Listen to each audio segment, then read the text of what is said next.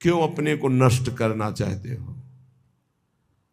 किसी की भी निंदा की, किसी भी बात की अहम बुद्धि करके वही तुम्हें भ्रष्ट कर देगा, वही बहुत जोर की वृत्ति आपके अंदर दोष की आ जाएगी। इसलिए नो श्रणवन, किसी की भी निंदा कभी भी मत सुनो, तत्काल अंगुली कान में डाल। बहुत बड़ी हानि है इससे।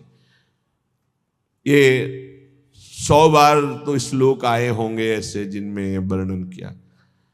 नो श्रणवन, ये आप सत्संगी हैं, अपने ऊपर आप कृपा करें, कभी किसी की भी निंदा।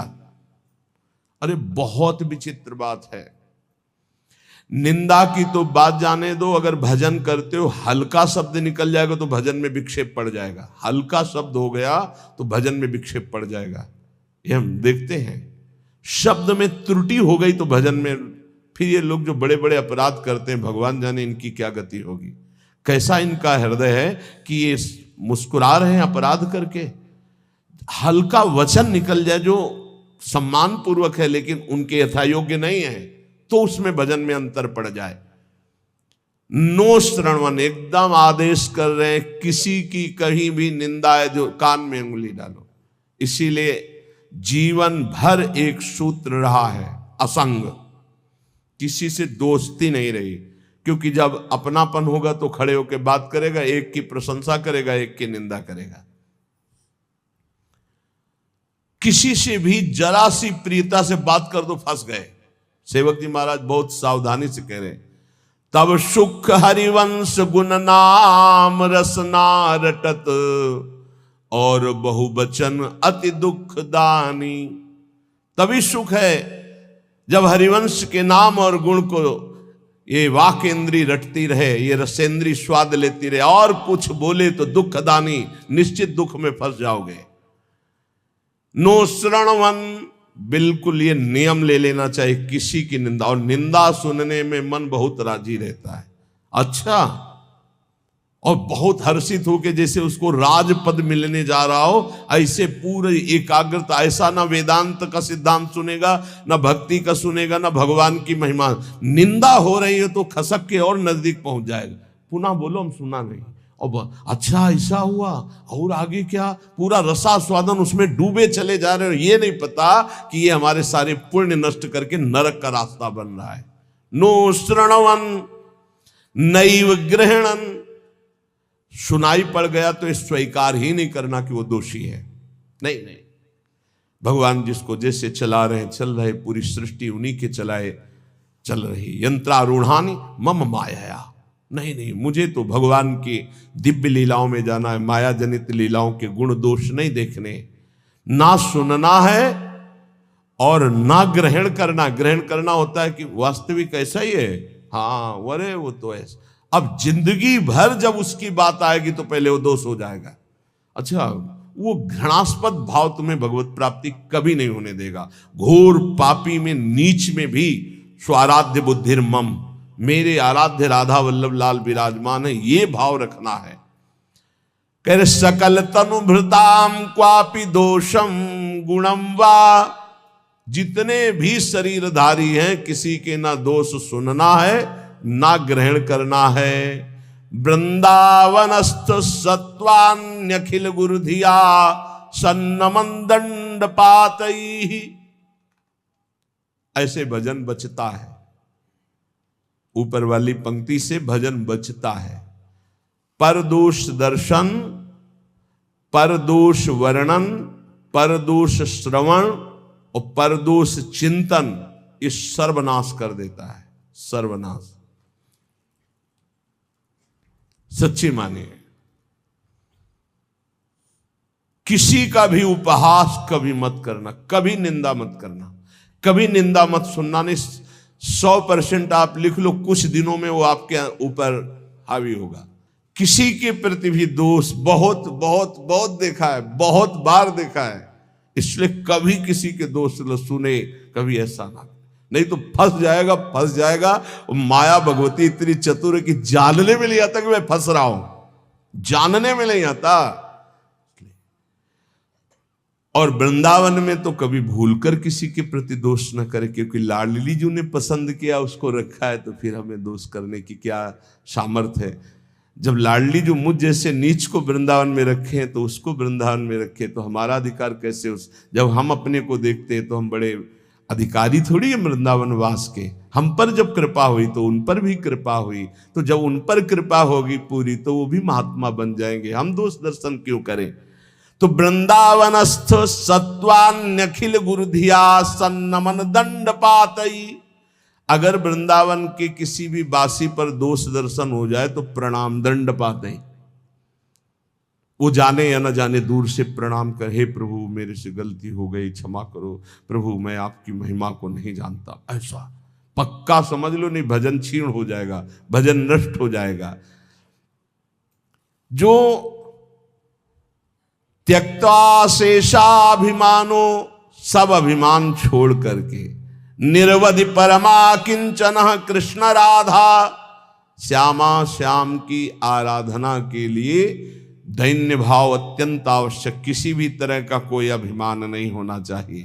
त्यक्त्वा शेषाभिमानो, कोई भी अभिमान शेष नहीं है, रूप का, जवानी का, इन शरीरों का अभिमान, यौवन, बाहुबल बहुत विचित्र है।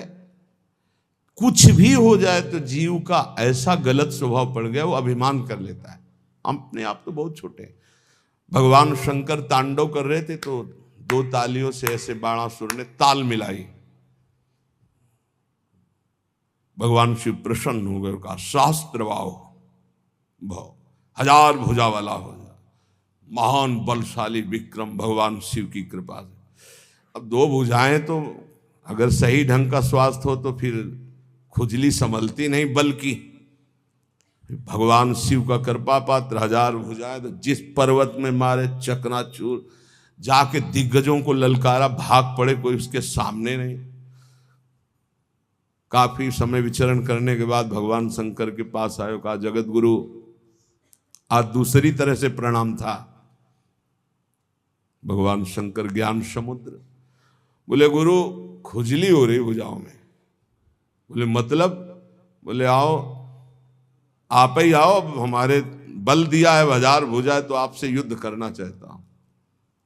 मुस्कुरा दिए। भगवान ने कहा एक माली भी जिस पौधे को सजाता उसको उजाड़ता नहीं है।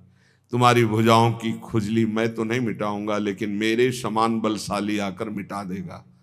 तो जब प्रद्युम्न पुत्र अनिरुद्ध और उषा जी का बड़ा एकांतिक मार्मिक प्रसंग है कि उषा जी ने स्वप्न में देखा अनिरुद्ध जी को पहली बार। अब वो विकल, ना उनको भोजन अच्छा लगता, ना नींद अच्छी लगती। तो जो उनकी परिचर्या में वो 9 कुमारी थी, आसपास राज सैनिक वयोवृद्ध या जो स्त्री पुरुष दोनों नहीं है, उनको लगाया जाता था। राजकुमारियों के महल की सुरक्षा में वयोवृद्ध, अनुभवी या जो स्त्री पुरुष दोनों नहीं, उनको लगाया जाता था। तो ऐसी व्यवस्था में उनके पास सखियां सेवा में रहती थी। कभी कभी कोई सूचना मिलने पर बाणासुरा के मिल जाता। अब उषा जी को इस तरह विक्षिप्त देख करके ना भोजन, ना नींद, न बल, तो उनकी एक बहुत प्रिय सखी चित्रलेखा थी, जो बड़ी योगिनी थी, शक्ति संपन्न थी। उसने कहा सखी, मेरी सखी होते हुए तुम इतना उदास, बोलो ना, कोई ऐसा विषय है जो गुप्त विषय और तुम बता नहीं सकती, वही तुम्हें इतना विक्षिप्त कर रहा है। मैं समझ रही हूं कोई विषय तो है। तो उनका सखी, मुझे एक स्वप्न में 9 कुमार के दर्शन हुए और अब मैं उसके बिना जी नहीं सकती, पर मैं ये नहीं जानती को है कौन, कहाँ का है, क्या है, पर स्वप्न में मैंने देखा। तो उनका स्वप्न में आपने देखा तो त्रिभुवन का कोई ऐसा नहीं है जिसका मैं चित्र न बना सकूं, और तुम्हारे सामने साधारण कोई आ नहीं सकता, क्योंकि साधारण से तुम मोहित नहीं हो सकती। तो मैं असाधारण महापुरुषों के परिवारों का चित्रण करूंगी, तुम केवल इशारा दे देना, मैं योगिनी हूं, अपहरण उसका मैं कर लूंगी। स्वप्न में देखा था अनिरुद्ध जी को। वो बड़े बड़े नागलोक, स्वर्गलोक, सब लोगों के बड़े बड़े जो सुंदर हैं, गंधर्व हैं, देवता हैं, यक्ष हैं, फिर मानव लोक का।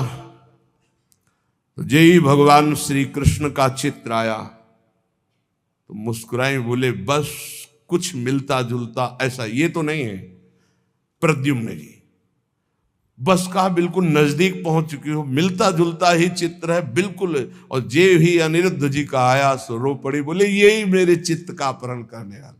बोले बहुत बड़ी जगह तुम्हारा स्वप्न होगा, आसक्ति हुई है। पता है द्वारिकाधीश भगवान श्री कृष्ण के ये नाती है अनिरुद्ध जी। सुदर्शन चक्र का रात दिन पहरा रहता है द्वारिका में, किसी का भी प्रवेश नहीं। बहुत महान जगह तुम्हारी आसक्ति हुई, पर मैं अपने प्राण त्याग कर भी सखी तुम्हें मुस्कुराते देखना चाहती हूं।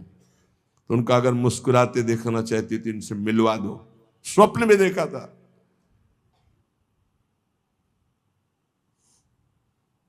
भगवान सुदर्शन चक्र से प्रार्थना की, वो योगिनी थी, कि बिना भगवान श्री कृष्ण की इच्छा के अनिरुद्ध जी का उषा जी के स्वप्न में जाना असंभव है।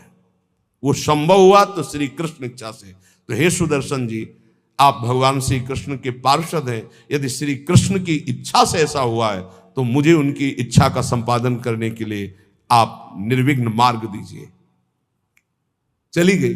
सुदर्शन जी ने बादल पहुंच पलंग से उठा लिया अनिरुद्ध जी को। योगिनी थी, महल में राके उषा जी ने देखा, जो मेरे स्वप्न का विषय थे वो साक्षात गले लग गई चित्रलेखा जी के, और कहा तुम धन्याति धन्य मुझे कर दिया। अनिरुद्ध जी की जब आंख खुली तो अपना महल नहीं है, तो धैर्यपूर्वक समझाया कि मैं अपहरण करके लाई हूं, ऐसा ऐसा ऐसा। भगवान श्री कृष्ण के पुत्र कामदेव प्रद्युम्न जी और उनके पुत्र अनिरुद्ध जी, ये भगवान ही हैं। वासुदेव संकर्षण प्रद्युम्न अनिरुद्ध, जैसे राम लक्ष्मण भरत शत्रुघ्न, ऐसे ही वासुदेव संकर्षण प्रद्युम्न अनिरुद्ध, ये भगवान ही चार रूपों में, भगवत स्वरूप अनिरुद्ध जी। अब तो क्या हास्य विनोद, विविध प्रकार की क्रीड़ाएं। जो वयोवृद्ध संरक्षक थे, एक बार निकलते हुए उषा जी को देखा, बाणासुर को सूचना पहुंचाई कि आपकी बेटी के हाव भाव और प्रसन्नता को देखकर लगता है किसी पुरुष का संयोग हो चुका है। तो उनका सबकी गर्दनें उतार दी जाएंगी, बाहर से कौन पुरुष जा सकता है? तो बोले वचन देता हूं, इतनी भारी सुरक्षा है कि बाहर से वायु भी बिना अनुकूल हुए हमारे नहीं जा सकती। दैवी शक्तियों का पहरा है। बाणासुर की कुल माता थी जो पूरे नगर की रक्षा करती थी, पर योगिनी चित्रलेखा जी की इस चाल को कोई नहीं जान पाया था।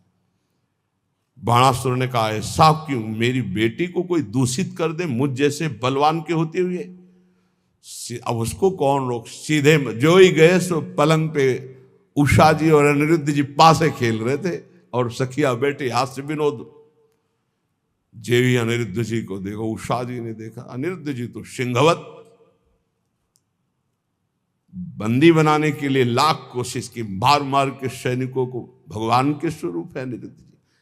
आखिरकार महाबली बाणासुर अपनी शक्तियों का प्रयोग करके अनिरुद्ध जी को बंदी, देवर्षि नारद जी पहुंच गए द्वारिका। प्रभु खोज कर रहे थे अनिरुद्ध जी की, उषा जी के महल में बाणासुर ने बंदी बना लिया है।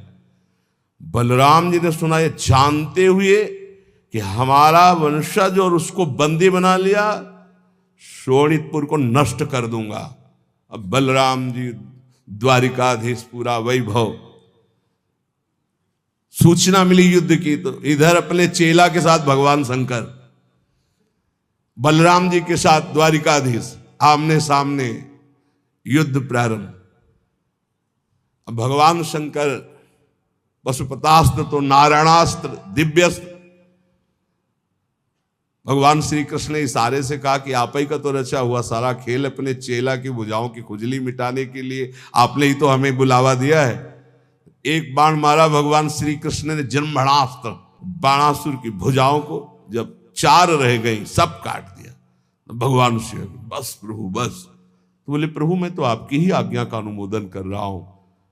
और आवेश में भरे हुए थे। इतने में उनकी कुल माता जो पूरे राष्ट्र की रक्षा करती थी, दैवी शक्ति, वो दिगंबर होकर खड़ी हो गई। तो भगवान श्री कृष्ण, वहां ये लिखा हुआ है कि यदि अचानक किसी माता बहन के किसी अंग पर दृष्टि पड़ जाए तो दोबारा दृष्टि न जाए। अगर किसी दिगंबर माता बहन की शरीर की दृष्टि आप दोबारा की तो सारे सुकृत नष्ट हो जाएंगे। भगवान होते हुए भगवान श्री कृष्ण तत्काल नेत्र फेर लिए और वहीं युद्ध का समापन हुआ। भगवान शिव जी ने समझाया, फिर उषा और अनिरुद्ध जी का विवाह हुआ। ये अहम इतना पुष्ट है कि अपने गुरुदेव से कह रहे कि मेरी भुजाओं की खुजली मिटा दो, बाणासुर। यहां कह रहे त्यक्त्वा शेषाभिमानो निर्वधि परमा किंचन कृष्ण राधा। यदि आप अपने भजन को बढ़ाना चाहते हो तो नो श्रवण नई ग्रहणन, ना किसी की निंदा सुनो और ना स्वीकार करो कि ये दोषी है। सकल तनुभृताम क्वापि दोषम गुणम वा, पूरी सृष्टि के किसी भी जन के दोष या गुण स्वीकार मत करो। गोस्वामी तुलसीदास जी, अरे बहुत बड़े महापुरुष हैं। आज तक बचपन से लेकर के आज तक, वो एक बार आए थे भक्तमाली जी, उन्होंने कहा मुझे तो ऐसा लगता है कि आपके ब्लड में ही रामायण है, ब्लड में ही गोस्वामी तुलसीदास जी। हम का मान लीजिए ऐसा ही है, क्योंकि जहां जन्म हुआ वहां का वातावरण ही ऐसा था। डीएनए में ही तुलसीदास जी हैं। सच्ची मानिए, कोई प्रसंग नहीं जाएगा जो विनय पत्रिका और रामायण से उसका। तात सुनहु माया कृत गुण अरु दोष अनेक, गुणया उभय न मानई, मानहि सो अविवेक। न गुण न दोष किसी के, सब में भगवत भाव। त्यक्त्या शेषाभिमानो, ये बहुत कठिन है अभिमान का त्याग करना। अभिमान का त्याग करके